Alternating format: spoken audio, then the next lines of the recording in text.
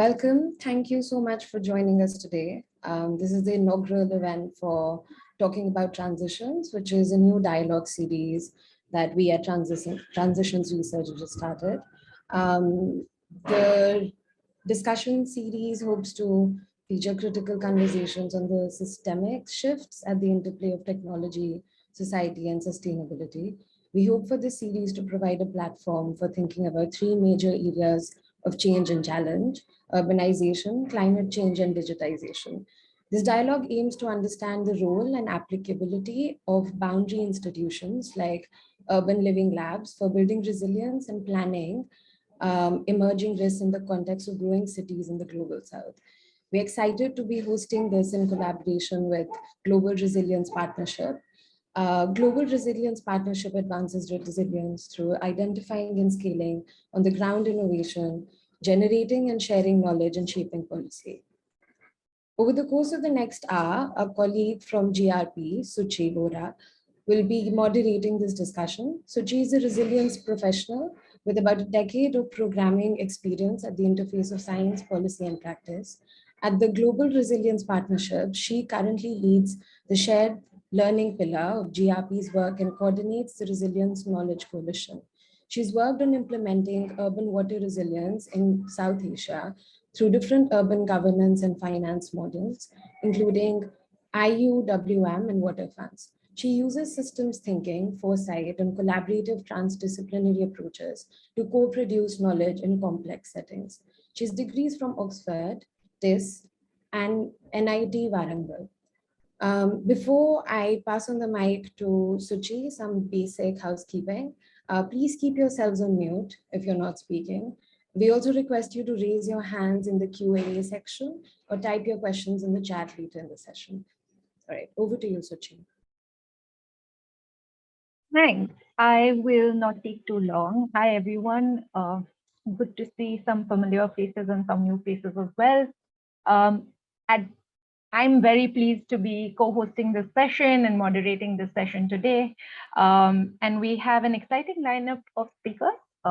We have Vikram from Transitions Research. We have Soren, who's from Copenhagen and has established the Urban Living Lab there. And we have Neha, who's a doctoral researcher from Rotterdam. So very pleased to have all of you. And just to set some context to the session today, we're talking about, as Charu mentioned, we're talking about the Urban Living Labs, which is an innovative approach to testing innovation, for using cities as hotbeds for testing innovation, and through allowing for multi-stakeholder dialogue and approaches that allow for collaboration and partnership to flourish and foster. So in that respect, one would argue that cities in the global south, while they need that direction, one would argue that they are already resilient.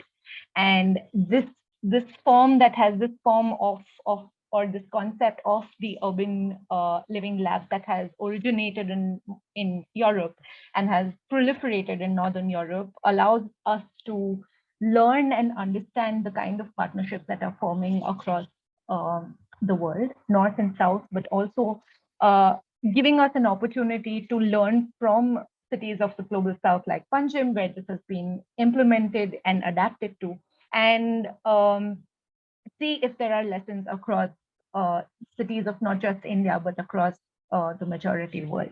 And with that, I hand over to Vikram. Vikram is the founding director of Transitions Research. He is a multidisciplinary research professional, and his research explores the role of human choice and societal decision-making in the face of normative and scientific uncertainty in relation of climate change, emerging technologies, and human settlement. He received his DPhil degree from Oxford, the Institute for Science, Society, and Innovation there. He holds a master's degree in urban and regional planning from the Royal Institute of Technology, Sweden, and a bachelor's degree in chemical and environmental engineering from McGill University. Vikram, over to you. Thanks.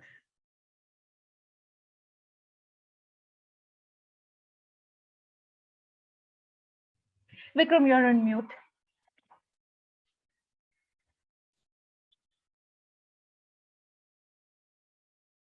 Sorry. Yeah, I'm trying to multitask with the screen sharing and and unmuting myself. And I might actually request my colleague Ashali to share the screen just to give the context of what I'm presenting today. And thank you, welcome everybody for being here. I think the idea of this kind of conversation came up a few months ago in part when we were having a conversation with Suchi about what kind of institutional frameworks are possible in the context of Indian cities, which have this kind of layers of complexity to think about adaptation and resilience. So it's largely for us. It's largely today a conversation about these institutional frameworks, and I am presenting today from a urban living lab that was set up by Transitions Research in partnership with Oxford Policy Management, Rambol, Terry, and others, and with the support of the Royal Danish Government and their Green Strategic Partnership in the city of Panjim in India. And really the idea of the Urban Living Lab emerged at that stage from the conversations in the context of Indian Smart Cities mission, which was talking a lot about innovation and new technologies and global experiences and so on and so forth. But as we interpreted this, we said a lot of this kind of innovation is not tested on the ground. And I saw the Urban Living Lab as a platform to test out socio-technological innovation in the laboratory and the real life laboratory of the city, right? At least that's the formal definition. Next.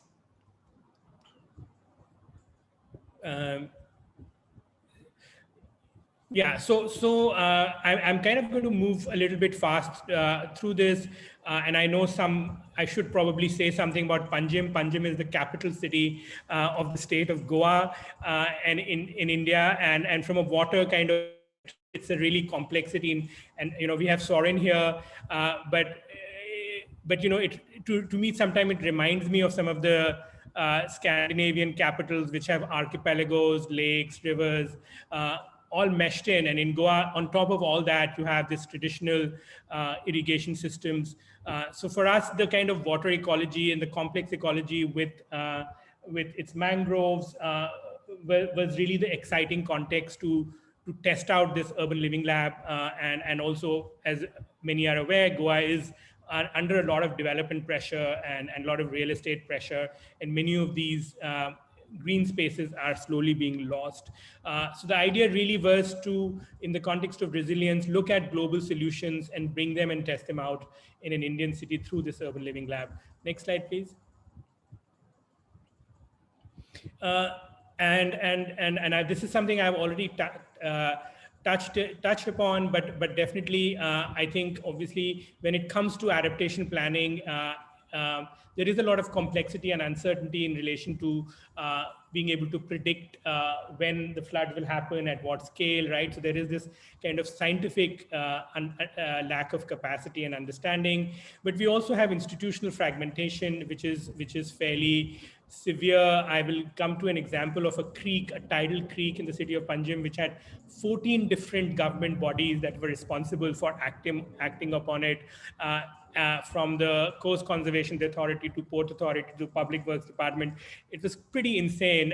And then there was the whole kind of interest of politicians and the private sector and citizens around its well-being. So that institutional complexity, the social inequities that frame these contexts, and how do you take those into consideration? So, really a complex set of issues that we were trying to see if we can develop a way of addressing in the context of an urban living lab. Next slide. So, so our urban living lab, which was called PUL, and it was called the Project Urban Living Lab, but we are hoping that it's going to transition into Panjim Urban Living Lab, and therefore the acronym will stick. A very strong part of what our lab was, which is different from some of the European labs, is that there was a strong research component, that we found that when it came to a lot of the issues around climate resilience and adaptation and water resilience, there was severe lack of data, and there was severe lack of understanding, and even primary data on, we had to even do a digital terrain map of the city, which didn't exist. So this kind of idea of creating new knowledge was a strong part of what we were doing. We were also seeking to engage multiple stakeholders, and one of our big successes in the project Urban Living Lab was constituting a 14 interdepartmental committee for a creek with 14 departments on it, and to present this rejuvenation plan that we worked on, which I'm going to talk a little bit more about. So that was the kind of engagement. We were engaging with citizens through various kinds of methods in this process, and we were trying to see if there were global solutions. Particularly in this case, we were working with Rambol, which is a Danish kind of consultancy, and has worked on rejuvenation of water bodies, but also this cloudburst plan for Copenhagen. So like, how do you bring global experience, which is developed in a really different context, to Indian city? Is it even relevant to try and do that, right? So that was the experimenting side of it. Next slide, please. I've already, so basically I'm going to talk we had several thematic focus areas. Today I'm just going to talk about the water resilience work that we sought to do in Panjim, which had three major components: one on urban flooding, one on rejuvenation of a tidal creek, which was really important for the water ecology of the city, but has now really become denuded, and is constantly the cause of flooding. And then we also had a specific effort on this notion of nature-based solutions, particularly in relation to the mangroves in the city, but also dunes and some other ecological assets around the city. So these were the focus areas. Next. So in urban flooding, again, obviously, I'm not going to talk about the specific interventions that we came up with, but basically we picked a section of the city for which we then generated primary data.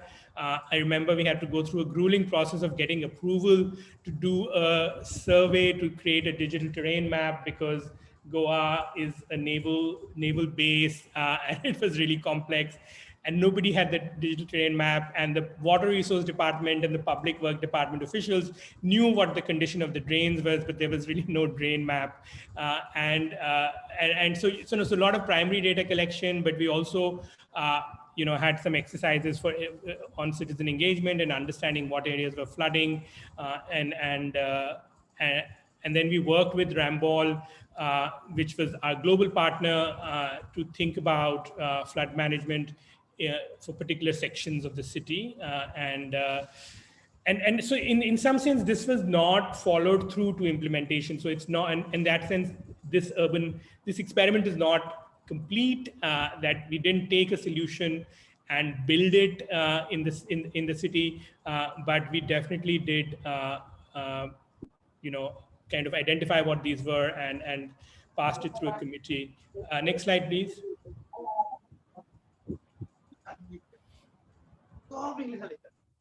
So I've already spoken about the St. Ines Creek.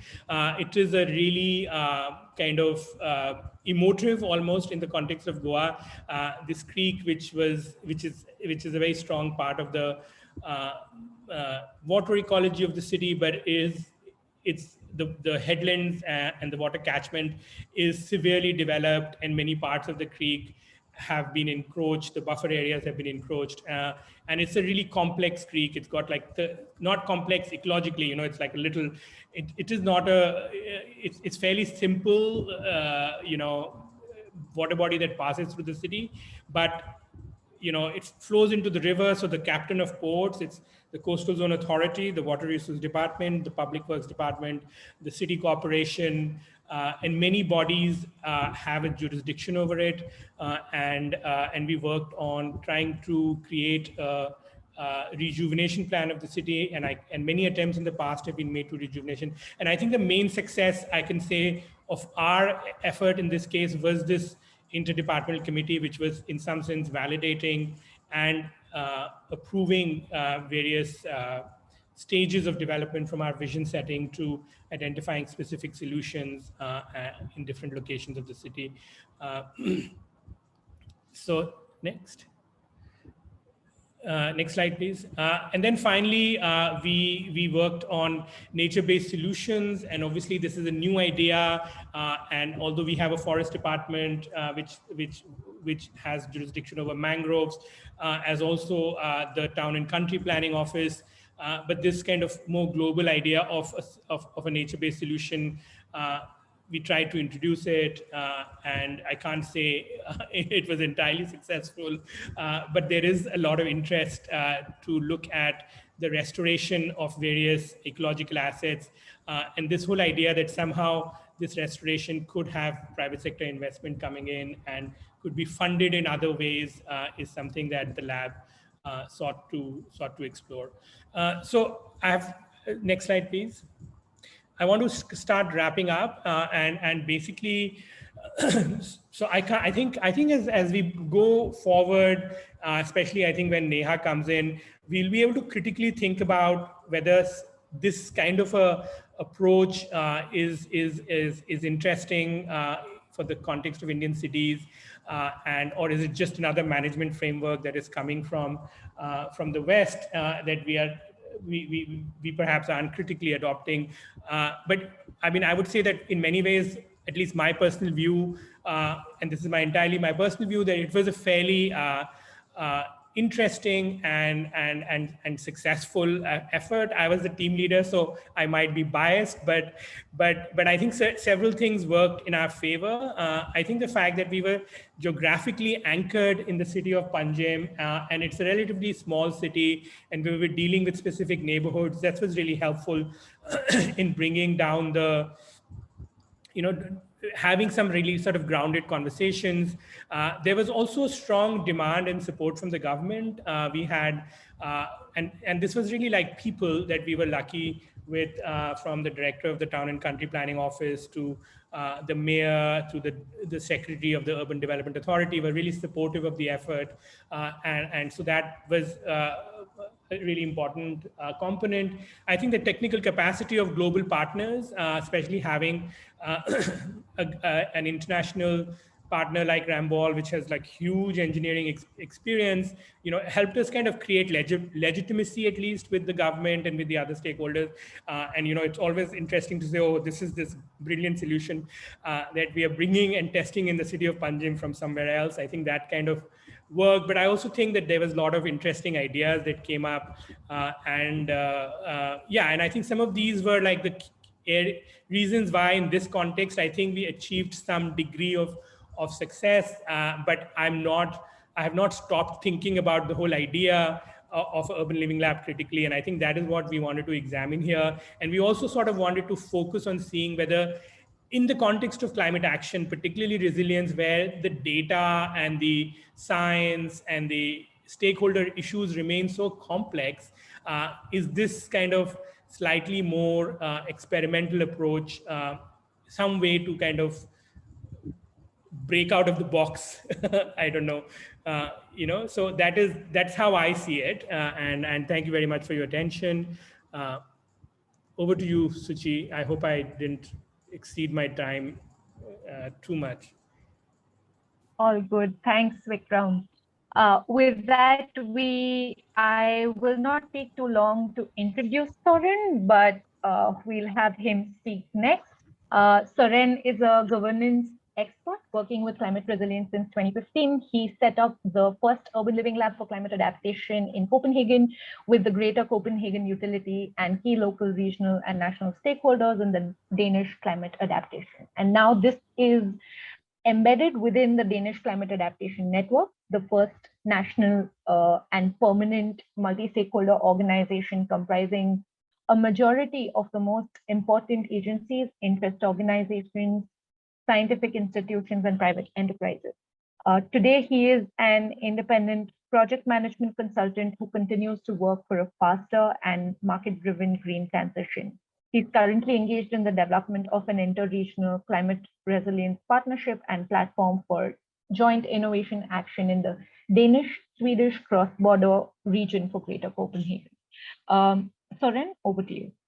Well, thank you very much for that kind introduction, and thank you for the opportunity to be here. It's very exciting to have a chance to exchange experiences in this area, because it is a rather interesting field. It's as I think Vikram has pointed out, so many of the absolutely most relevant aspects of this whole urban living lab complex, and we're not far from each other in terms of what the challenging aspects are really, but I'll come back to that. First and foremost, how much time do I have for this short intro? Sorry. You can take about 6 to 7 minutes, if that's okay. We're Okay, great. Okay. Yeah. I was trying to sort of wrap my head around, where to how to go about this, because there are many different angles. But I think I will hold on to the governance aspects, because Sure. for me, that's perfect. This urban living labs or whatever you choose to call it is for me it's a mechanism to further joint action or joint decision making in order to tackle specific but very complex problems in a specific geographical context. So it can be very different depending on the specific problems you need to tackle, whether you're in India or you're in Denmark, and where you are actually. But I'll see. I did a small presentation recently in the context of this cross-border living lab initiative we are trying to establish. I will see if I can make this work here. Okay, so do you see my presentation all right? Yeah. Oh, okay. So this might sound a little general, but it's just for me to find a place to start. So, okay. So why do we need a living lab? Obviously, because there's only so much we can do in the science lab. And talking about science lab, of course, that emphasizes technological solutions, but you could probably apply that to other settings where you kind of need to go out there and work with things in real life, because the solutions that we want to implement, they have to be applied in complex settings. So there's only so much that we can do either in the science lab or at the desk. But and how do we do that? As Vikram pointed out, it's sometimes absurd the number of obstacles you encounter when you go out there and try to do something a bit out of the extraordinary, and something that touches upon the traditional barriers. And you pointed to some 14 different governmental bodies, and well, I'm sure we have in a smaller context like the Copenhagen context. Well, by the end of the day, I could point to at least 14 different institutional barriers as well, and they exist on different levels. So you need you need a proper framework. And I think what we're trying to do here is trying to think of it as a funnel. We are trying to slowly funneling decision makers in a way which is try to push some decision making, but without breaking too much glass in the boutique in the way. I think I have a slide here. This triangle on top is kind of our funnel. I'll get back to this. The proper framework in the context that I'm working in right now is that you have here a small map of Copenhagen and Sweden, where they meet across a narrow sound, which we call Øresund. So this is a cross-border region, and they have established a sort of sort of a common political body called Greater Copenhagen, where they don't have any executive power, but all the mayors and from the cities and regional authorities around this body of water, they meet in order to take some joint decision on how to further this region, mostly economically. But they have, in this context, they have sort of formed a green charter, setting some overall targets. One of these is climate adaptation or resilience, how to make Greater Copenhagen as resilient a front runner, and how to capitalize that in the processes. So there you have some sort of political framework to work from. And from there on, we've managed to gather specific stakeholders within this sort of circle of partners, and formed sort of a memorandum of understanding. So we go from an overall political charter, we sort of narrowed down and have some stakeholders joining around a memorandum of understanding, and from there on, slowly we transform that into projects. So far, so good. Have we? I mean, it's very nice of you to say, okay, now we have this interesting European concept. Should we adopt it? I mean, we haven't really established it yet. We are still in the process of implementing or developing and really implementing living labs. When I worked at the European Commission for, I don't know, in 2015, we started talking about living labs, and I think it's just now that they're actually implemented in the research framework program, and resources are actually allocated to establishing living labs. And in that process, we still need to agree among each other. What is a living lab? And that's why I felt the need to introduce some basic key terms, because whereas you've been working with this for a little while, and for you it's basic, but for a lot of people, we just need to say, okay, what is a living lab? We have a geographical context. We might have some institutional resources. We can call them lighthouses. And we might have some demo sites that we can use. And in this context, we have started identifying various resources. These are some learning resources on both sides of the sound, and these are different aspects that we would like to agree upon. Relevant aspects to work with. Again, as Vikram pointed to as well, I think there are different aspects which can be relevant from one context to another. I mean, in one context, it might be educational aspects, it might be demonstration, showcasing.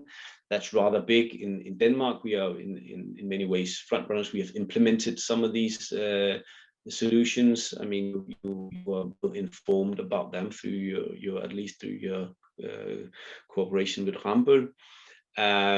It can also be research and innovation. We need data for one thing, and it can be governance aspects. I mean, how do we get important stakeholders to actually decide something? A few lessons learned from here. I talked to one professor and asked him, well, where are you on this whole living lab concept? And he said, well, it's quite simple to me. Everybody's talking about it, nobody's doing it, but we need them because they should provide us the data we need for further research and innovation. Another stakeholder important stakeholder of mine from the biggest utility company we have, a head of planning there, said we expected to realize investments for billions over the coming couple of decades, but where are all the green engineers to carry out the work? We already have several vacancies in the department. That's a specific problem in our context. We are actually ready to invest and realize tons of billions of euros in climate adaptation solutions, but it's the lack of resources to carry them out. A friend of mine, a market manager, said, well, all these different utilities and cities and municipalities, they're each trying to do the same things, but each on their own. And he has a new innovative solution. He would like to upscale it. He needs to work with the local utilities and authorities, but he runs from door to door. And he said, I don't mind visiting every utility demonstrating the same solution, but they really don't get much value for the effort that way. So of course, there's a lot of things to gain from joint action, because we are doing the same things in so many ways in so many different places. One important lesson, and then I will try to wrap up. I think I'm way beyond my 5 minutes here. I went to the Netherlands recently. We started building the Living Lab called Copenhagen. And that was an early attempt to try to say, okay, how can we make a sustainable platform, something which is market driven, something that doesn't need public funding per se. And that proved quite difficult. And later on, I think we realized that the most important challenge was a governance related challenge. So now we formed this rather large nationwide multi-stakeholder platform, which is more focused on sharing knowledge and supporting joint decision making than actually running demonstration projects as such. But with that in the back of my mind, we went to the Netherlands and to check out how far they were there. And in some aspects, they were quite far. But one important lesson there was, hey, this kind of endeavor needs public funding. So in some, I don't know how that looks with you, but we have debates here in my context, and I think we need to take a realistic look at how this can be driven, how this can be supported, and so far, so the most thorough experience pointed to the need for at least 50% public funding.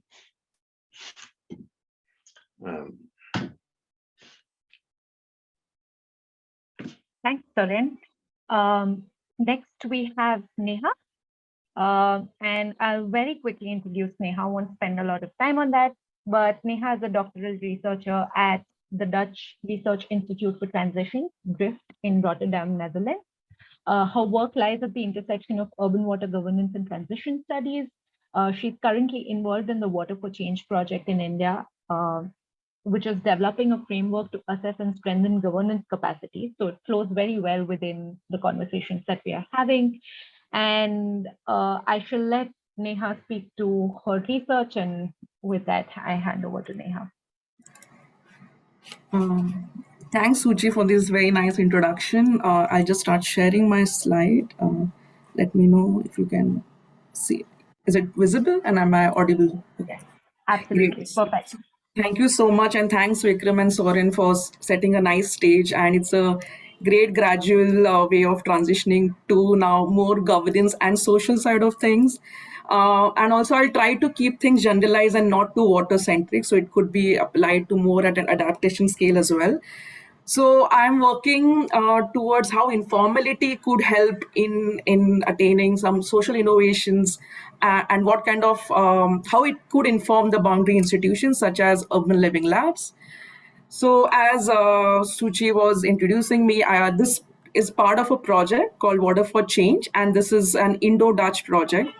And this project is, is working with the secondary cities of India, and our three pilot cities are Bhopal, Bhuj, and Calicut.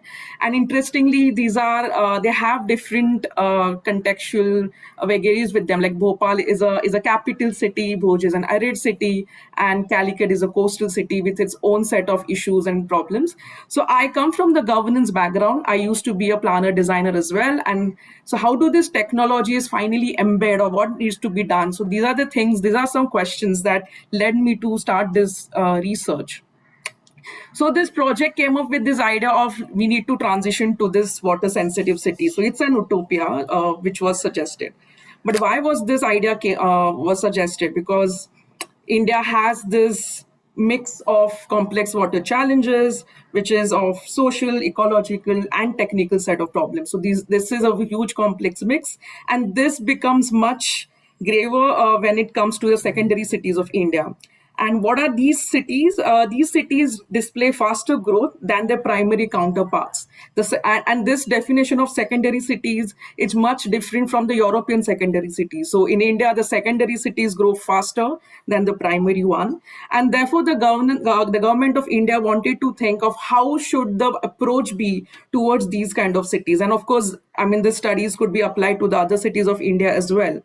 So this was a kind of idea that was given. And then we had to think of what do we need to do? Do we need to take it as is? Is this even a relevant idea? Do we need to appropriate further? So that's how it was suggested. But first, the question was, no one thinks of how do we want to transition, right? So the focus here is therefore like, what should be the pace? What should be the process of transition? So the envisaged paradigm shifts, which is borrowed from actually from Australia, water sensitive city concept, was too radical for Indian context. I mean, like Suchi, many people are also working in water domain, know about the IWRM, the IUWM. So there are like 7 to 8 paradigms that have already been floated and none have been implemented. And then there are many transition scholars argue that disruptive innovations foster sustainability transitions. However, they couldn't alter the existing governance structure to the suggested people-led decentralized mode. At the same time, there were enough theoreticians and scientists that vouch for a step-by-step, iterative, incremental approach that leads to a more contextual adaptations. And I also know this is a kind of the sense of transition that we are talking about here in this group. However, I would like to extend this further to post-colonial geographies such as India, where reparative innovations provides an alternative angle of looking, a different way of engaging. Reparation is a multi-layered concept that has to do with maintenance, fixing something, and making amends. It looks at nimbler innovations adopted to a specific conditions. It seeks to engage with existing capacities of a given place, assembling resources at hand, and to create possibilities for adaptation. Rather than revolutionizing the water management practices, the challenge is integrating human conscious and subconscious needs that arise from cultural norms and vulnerabilities induced by climatic, financial, and technical incapacities. So also like some fodder for thought is like a lot of times we strive for this great revolutionizing green technologies, but sometimes these same technologies also strengthens the social inequities in place. So these are the side effects that also needs to be thought of, and hence these great ideas do not get rooted to the local context. So while doing my research and questioning this northern ideologies of how to do it, so there was so we need to work on the capacities that can make this future possible. So therefore, I aim to update, modify, inform the rooted capacities to repair or reparate the system. And I very much encourage to use the word repair, update, upgrade. So these are the ways, I mean, you can work with the smaller things and then attain the larger goal. Slowly working with the social justice, the social inequities at space. So that's the kind of approach that I look at through for the resilience work. And how do we do it? It's through informality. It's by performing informality. And yes, I very much meant the word perform. So what does informality mean? So moving beyond the descriptive binary use of the term informality, like opposite of formal, I define informality as an organizing logic for both state and non-state actors to make the system work. So it is performed through disaggregation, which articulates the number of activities that takes place to realize a single water service delivery. So take any system, divide into many smaller tasks, and that's disaggregation, right? And then through co-production, which is expressed through social dynamics by different actors to realize a water system. So to summarize, I study informality, how it is performed by private service providers, users, authorities to enable a water service by navigating, bypassing, negotiating the bureaucratic and local institutions. But I also know that it allows a limited benefit. It also leads to unaccountability and unequal provisioning. However, the informality's notorious trait also hinders it from being instrumentalizing to enable smooth adaptation practice in the presence of complex societal norms, therefore leading to simply repair the system. However, when the same mode of governance, when aligned with long-term objectives, equitable objectives with people-led coalitions, does show potential towards reparation. And that's how I differentiate between repair and reparation. So repair is more ad hoc, more short-term, more towards personally vested gains, while reparative approach is towards more long-term, looking at more interesting coalitions among the groups. So while there is a limited understanding of how informality can be developed to make this reparative governance capacities, this is what my research is. So I'm looking at how informality can aid in making this governance capacities, and that could lead to this utopic idea of resilience and contextual understandings of this approach. So in my research, I have developed this framework called reparative informality. So what does it mean? It essentially means two things. So one is the consolidative capacity that looks at how actors organize themselves to direct their individual goals to the sensitive water service provisioning. Additionally, Jugadu capacity of how actors innovate with available resources to challenge the very lock-ins in place to navigate power imbalances. So these were the two major governance capacities I was working with in order to make the reparative informality work. So what do these contain? So the first condition aims to identify common goals that help veer different coalitions and aligning individual goals of heterogeneous actors towards a larger mission. Directionality is supported by cross-boundary mediation through multiple roles such as boundary spanners, knowledge brokers, cultural mediators, and even laggards. And last condition identifies factors of building trust among the horizontal and vertical members through increased familiarity, technical competence, social trust, shared interest, and procedural justice. The first function of Jugadu capacity collectively understands the diverse forms of knowledge. It focuses on collective analyzing capabilities. The second function of Jugadu showcases discrete crafting ability to blend and recognize institutional structures. And the last condition is about credibility and anchoring.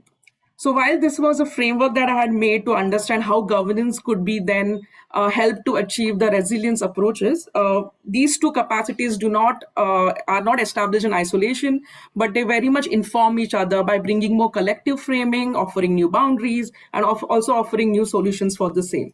So how do this framework then help in making these boundary institutions more situated towards Indian context? And now I'll be just using the learnings directly. So the first thing is the need for compliance of flexible, temporal, and dynamic memberships and representations, along with the usual.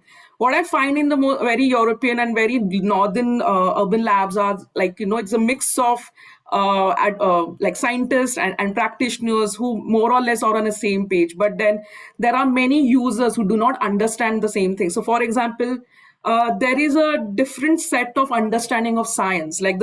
There's a really need to understand the political culture of science.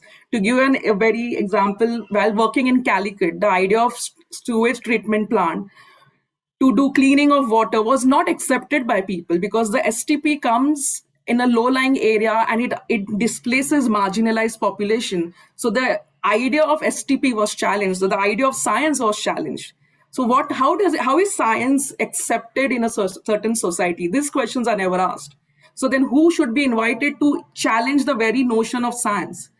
And therefore, and what kind of groups are required to make it more adaptable to the new uncertainty that keeps on coming? And that is why the need to have more flexible and temporal memberships as well to the current set of people. And that also helps in extending the system boundaries. Second is the need for safe spaces. So in my research, I was doing ethnography, and I found a lot of people telling me different things when spoken individually versus collectively in a very formal, open collective space. So because the formality itself provides a lot of issues, and therefore there are these same actors do undemocratic things or gray practices to make the system work. So then can we have a space to discuss the challenges and reasoning behind these undemocratic practices? Why? And therefore to resolve and actually resolve the root issues and not just the symptoms. So many times we always want to discuss science, but then unscientific subjects such as taboos, moral dilemmas, or culture, caste, these things are kept away from science. Why? So who will bring out this, and how will those topics be deliberated? So and also many times urban labs come up as a space to formulate solutions. I feel it should be more about creating more learning loops, a space to discuss failures and how these failures could be then used to inform new solutions. So this is the second part was about how do you make this space more safer, and can we network these labs so that the risks are shared, the learning loops are extended, then it also maximizes the visibility and amplifies the voices and the things happening at different labs. And lastly, I end here, is can we have labs which are more process driven rather than an output driven, or both maybe? So for example, in this project, we are working towards backcasting rather than forecasting. So instead of discussing who will do what and how, we are looking at what should be done and how do you backcast it, and then who are required to do that. And that also helps us to understand which are the new members that we need to do. And why is this? Lot of people, lot of organizations are looking forward to this radical transformation, but then how about reparation, how about repair, how can we think about the process of change? And lastly, there's nothing wrong in having nimbler innovation, very small surgical approaches, rather than something very, very clean and a new thing that is coming on the ground. So can we work more towards social justice, and that would embed the environmental solution in place? So yeah, these are some of the suggestions for the ULLs. So I will end here and open for discussion. Thank you. Excellent. Thank you. You've possibly answered some of my questions. But this also gives me a chance to bring in this why we've gathered here in the first place, the fact that we all want to learn. And I think that was brought up really well, both by all three of you, actually. And with that, I actually like to invite anyone who doesn't already know the Resilience Knowledge Coalition, please join us. I'm pasting the link in chat. And this is an initiative. It's a network of networks that we host at GRP, and we co-lead this with ICAD and CDKN, both very strong Southern voices. And we want voices such as yours to be amplified. The COP is around the corner, so we're also working with the Resilience Hub as managing partners. So we would be very happy to have a significant presence of the coalition and coalition members at COP. With that, I think we have very little time, unfortunately, but all your presentations were super interesting, and I didn't want to. I spent time listening to you rather than keeping time, so my bad on that. But we have a few questions in chat, so I shall leave aside. And thanks, Sneha, for answering a lot of my questions. So we have those bits covered, and so I'll stick to the questions from chat.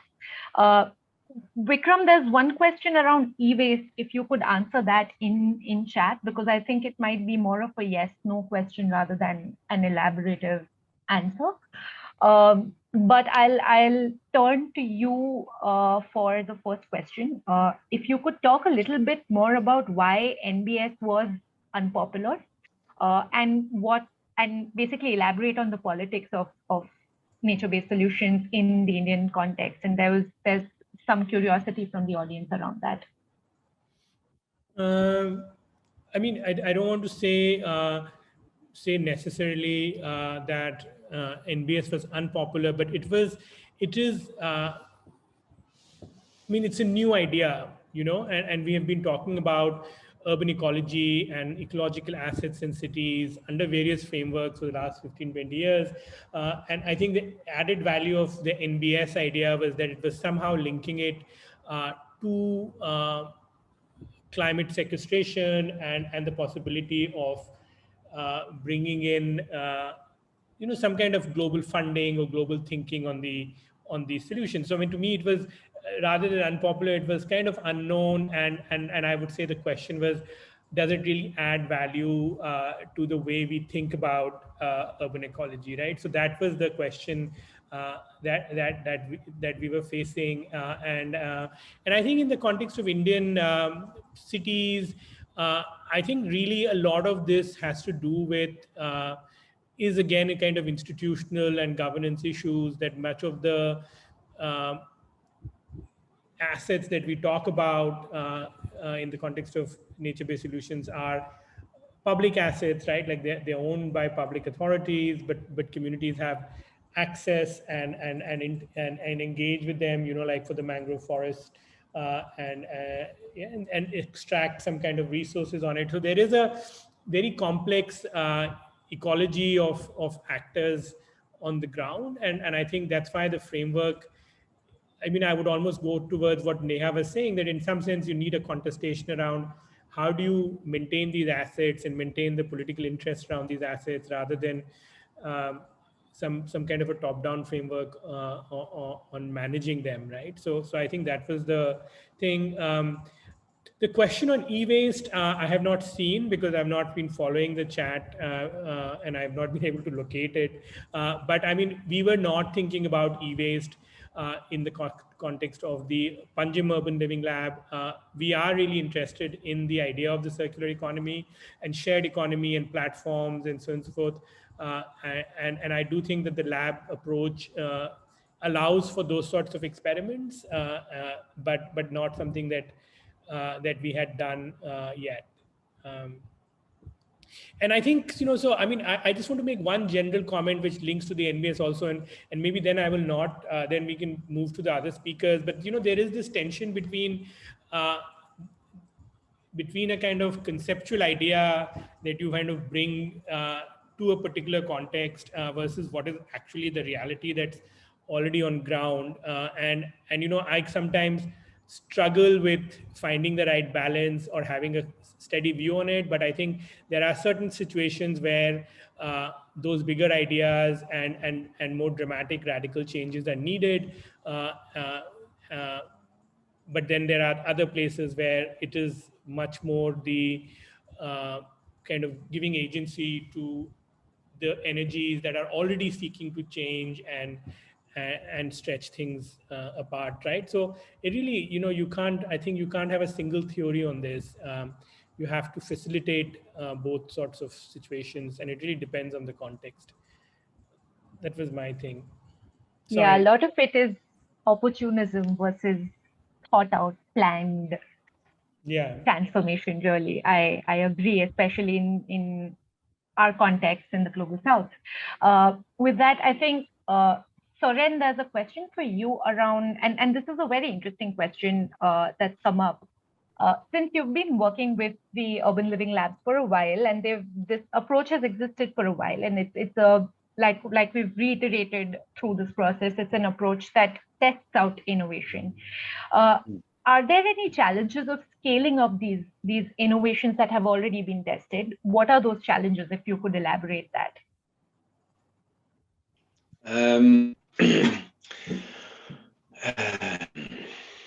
Well, first and foremost, sort of, we've been in the beginning sort of been trying to establish ourselves as a front office for innovative solutions, and I think the biggest challenge is to get local in at least trying to test new solutions. obviously the problem with new solutions, if you're a water utility, I mean, you don't just want to apply new solutions into your water distribution system or your waste sewage system. And you're not likely to scale things which you don't have a 30-year track record of. So that is basically the key issue here. So trying to get these authorities on board and designate demonstration areas, so and trying to find problems, and it's not so easy because it's secondary to them. That's not a key issue. It's only when something really sort of hurts. So trying to find a suitable headache for our remedy, and we've managed, one or two places where there's this random place where people get flooded and you don't have an easy solution, and you're eager to try something new, and then we can agree, okay, we have a solution, but we want to make it a demonstration project. And what we bump into basically is it's also very much also a very matter of governance, legal issues, and that's a catch-22, and as well. We have government agencies looking at us saying, okay, it's very interesting because we want to be on the sideline. If you can do something that can inform our policy making, okay, great. So I mean, everybody wants something, but they find it hard to allocate resources because it's all secondary to them, if you know what I mean. So it's really a puzzle. I don't know if that made sense, or it got a little abstract too, but sorry for that. Anna? I see you have unmuted yourself. Please go ahead. Yes. Thank you, Soren. Actually, I think the question also embeds the idea, perhaps the objective of the Urban Living Lab is not necessarily to scale up. Maybe it is a way to provoke a possibility, or so. I was just curious also about, what are the challenges of scaling up, or if perhaps the objective is not necessarily to scale up. So anyway, yeah, thank you. I would say one thing. I think we need to accelerate the market-driven uptake of solutions. We need to put things into the ground. Already there, you bump into an institutional conflict with universities because their key interest is excellence and research, more basic research. The closer you come to sort of applied science and demonstration, the less interesting it is for them. And there you can find sort of key conflict of interest sort of around the table. But I should point to one thing: is we need data, and that's going to be a key point of focus for us here in a Copenhagen context, because we are already implementing different solutions, and so if we can just get access to instrumentize put sensors in them and sort of to retrieve data and monitor them, that would help a lot. Soren, I had a follow-up question to that, and it's almost provocative, if you may pardon my provocation in this respect. Would you then say, I mean, this whole conversation around the objectives of the Urban Living Labs being a testing bed, while you pointing out that government agencies are not even necessarily interested in testing out a solution until it hurts. Do you feel that this approach might get into this endless loop of testing pilots rather than scaling up, if we don't think of scaling up as an objective of the Urban Living Lab?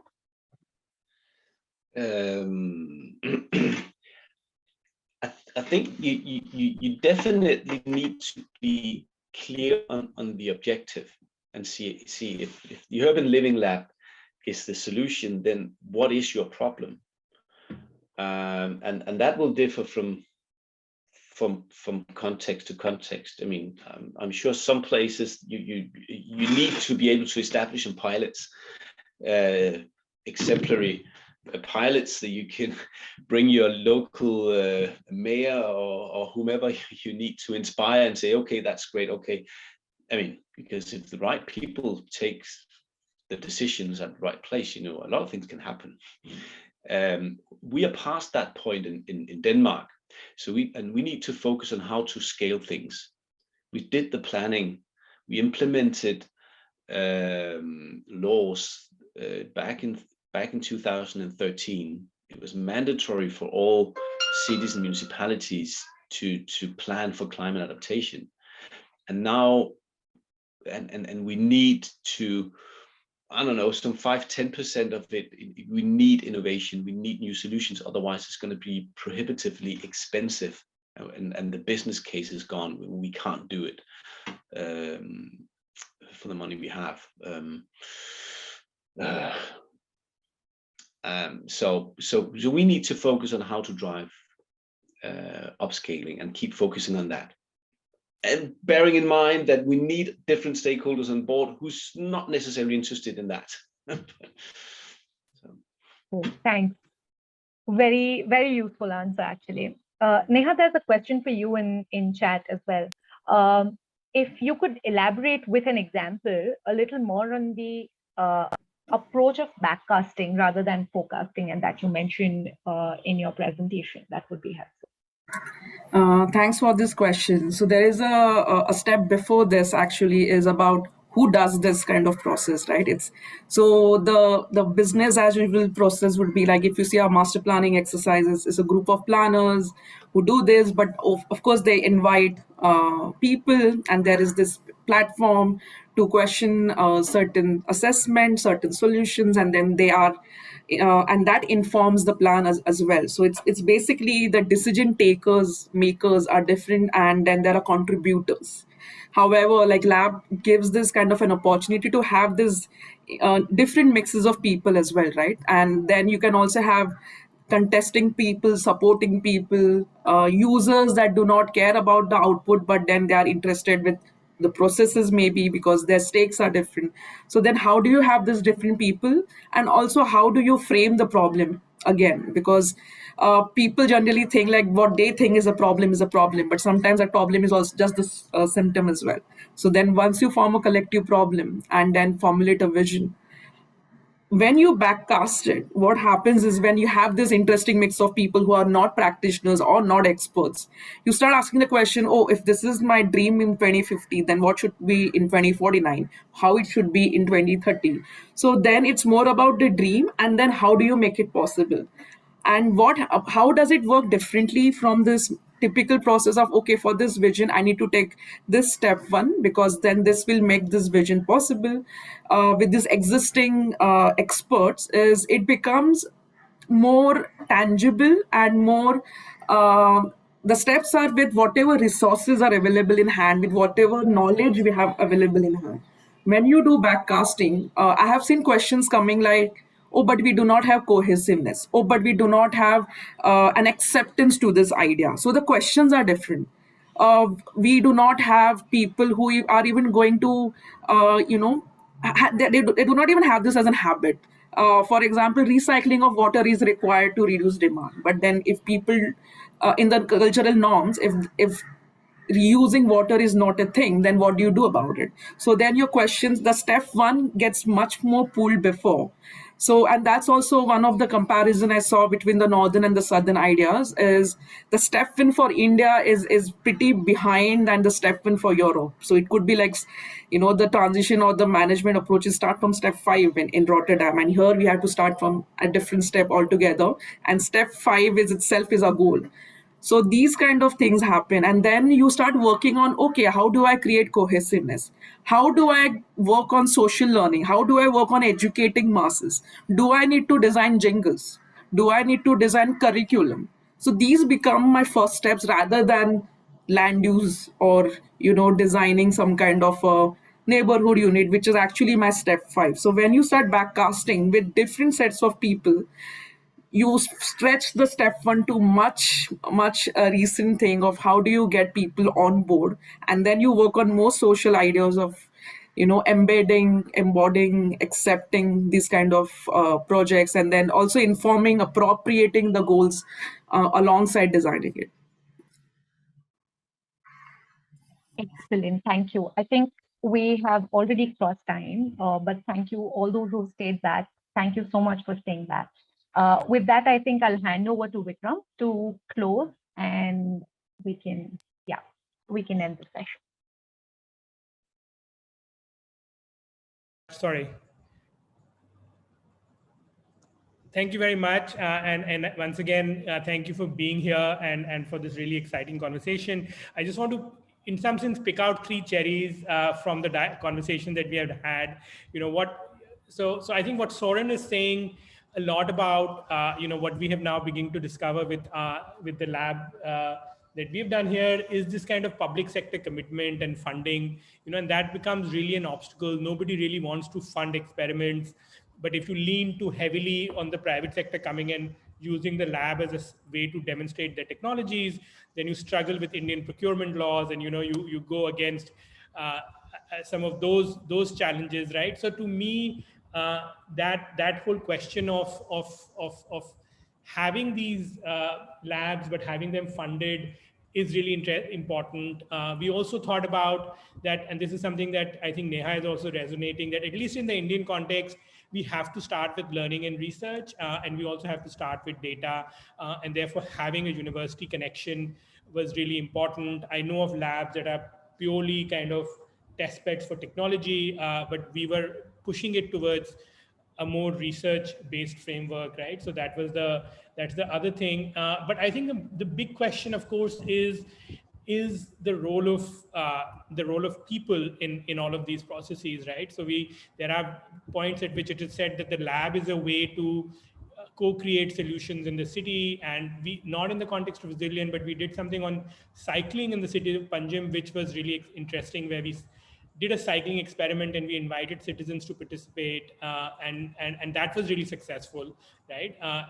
And that way we created some kind of a demand for resilience. But again, the people who came and participated that are like educated, they are on bicycling clubs, but how do you really cater to the real kind of the inequities in the city, and that is the work that Neha was talking about. And for her, innovation is almost bricolage. It's making do. It's surviving and finding like smaller strategies. And we can't lose that need and that tension. We don't want the labs to become another, I don't know, smart city mission office, right? Which is also allegedly bringing innovation to the city. So I think those tensions continue to exist. And I also think the North-South debate is really interesting, because here it's informative. To me, it's no longer about the North-South debate that used to happen 10, 15 years ago, which was like much more kind of, I don't know, almost post-colonial. Right now it's about learning, and we find a lot of similarities and differences, and it's a kind of healthy debate. So we continue to, to that extent, I think this was really encouraging. I think I want to shut with that. I really, really want to thank Suchi and the Global Resilience Partnership for hosting this with us and hosting this for us. And I think that was really great, and hope to continue to have this collaboration. I just want to also make a pitch for transitions research. We are basically actually think of ourselves as a social science research collective. So even when we talk about labs, we were interested in the social dimensions of those innovations, and we are examining, at least in this current research plan, examining critical transitions, 4 critical transitions in the context of India, which is urbanization, low carbon society. But we're also interested in the catenation of the digital and sustainability, right? So digital society work. And our next dialogue, which will be at the end of August, and I can't announce our partners because they have not convinced, but we are looking at cohabiting the world with artificial intelligence. It's a very different topic, but again, it will be a lot of anthropologists and social scientists talking about how our lives in our cities are changing with the advent of, and this kind of presence and sometimes an unknown presence of technologies and digital technologies. And we did some work on cities, sustainability, and artificial intelligence. There's a paper on our website. So some of that conversation will happen in our next dialogue. So I'm just pitching that. And again, thank you so much for being here. And I'm amazed that after so much fatigue people have with online events, we managed to get a very robust and group of participants and from across the globe. So thank you very much, everybody, and have a wonderful evening.